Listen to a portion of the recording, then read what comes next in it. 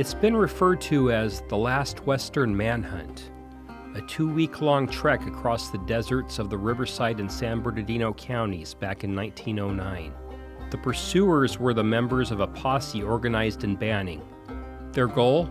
To bring back a Native American of Paiute descent known only as Willie Boy, dead or alive. What the hell does he want to go to Palm Springs for? What's he got there? A bunch of lungers living in tents and some Indians he don't know? God damn it, he should be headed to 29 Palms where he can get help. He should be heading up the Dry Morongo Pass. One version of the Willie Boy story was released to moviegoers in 1969. Titled Tell Them Willie Boy Was Here, it starred Robert Redford as a fictionalized lawman tracking the armed fugitive, played by Robert Blake, across the desert. Willie Boy is here! Much like that film, the actual story began with a tragedy on September 26, 1909. A tragedy fueled by a forbidden love. Willie Boy loved a Native American girl named Carlotta. Her family had moved to Banning to work the fruit harvest. They were extended cousins, but they were from the same bloodline. Carlotta's father, William Mike, also known as Old Mike Boniface, was a spiritual leader and medicine man. He was opposed to the relationship. Historian Kenneth Gentry explains. He basically found his daughter with Willie Boy up in 29 Palms and told Willie Boy never to see her again, took her away. He wasn't ever allowed to look at Carlotta ever again.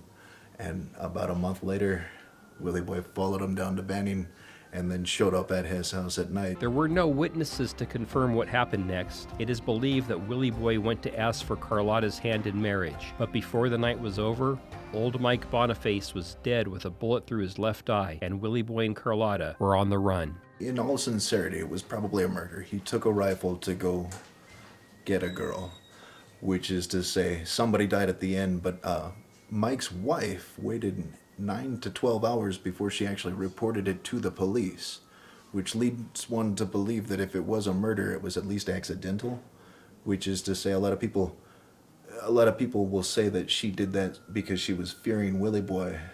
Just as many people will say that she did that to give them a head start. The Indian man wanted to marry a daughter. It wasn't uncommon for the young man to kill the father. Yeah, we're on the reservation, you know. But the problem was they got inside the Banning city limits, and that brought the white man's law into it. And from Banning, a posse was organized. Originally, it was a sheriff. It was 2 Indians who were working as guides.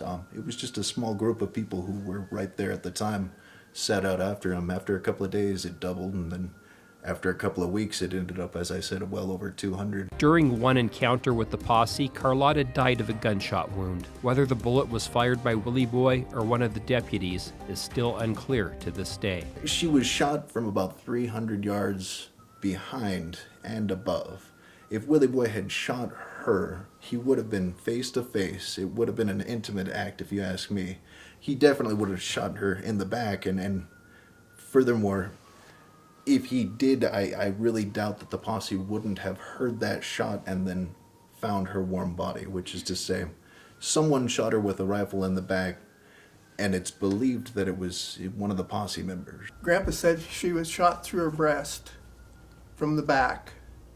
He says, well, it would have been impossible for the posse to do it because they wouldn't shoot at anything that they couldn't see the whole body, including the head, because they were trying to shoot Willie Boy in the head. There are a few more familiar with the Willie Boy legend than Morgan Ricci. His grandfather, Deputy Charlie Ricci, took a bullet during the ordeal. Well, Willie Boy shot, I think it was 3 horses out from under the posse with a rifle. He's trying to put the posse afoot. Grandpa always said he wasn't shooting at him. He was intending to get his horse. He shot high, shooting a 30-30 with open sights 300 yards, and hit him in the right hip bone. And his handcuffs, he was a deputy sheriff, his handcuffs turned the bullet. Instead of going straight to it, took the top of this hip bone off and the point of 2 vertebrae. Well, when I talked to my grandpa about it, I said, did it hurt when you got shot? He said, yeah, it felt like somebody knocked me off my horse with a 2x6. Charlie Ricci was shot, and they had to basically disband and get back to help. At that point, there were so many people wanting to hunt Willie Boy down. They chose to wait a week before they went back out to look for him, which is very awkward in the first place. With so many people gearing up to go, waiting a week is just confusing to me. The nearly 600-mile chase came to a close on October 15th at Ruby Mountain, near Landers. This is where deputies found the body believed to be that of Willie Boy's. It was decided that the cause of death was suicide. Since his body wasn't brought back, some historians have questioned the details of Willie Boy's death, or if he was actually dead at all. The body didn't show any signs of having decomposed in the desert like a body would, which is to say, first of all, animals hadn't just taken his body away. His shirt was still tucked in, his overalls were still over. They didn't have a clear shot of his face, and even if he had decomposed for a month, at the time, the practice was to show off your kill. Any other posse would have had numerous photos with him.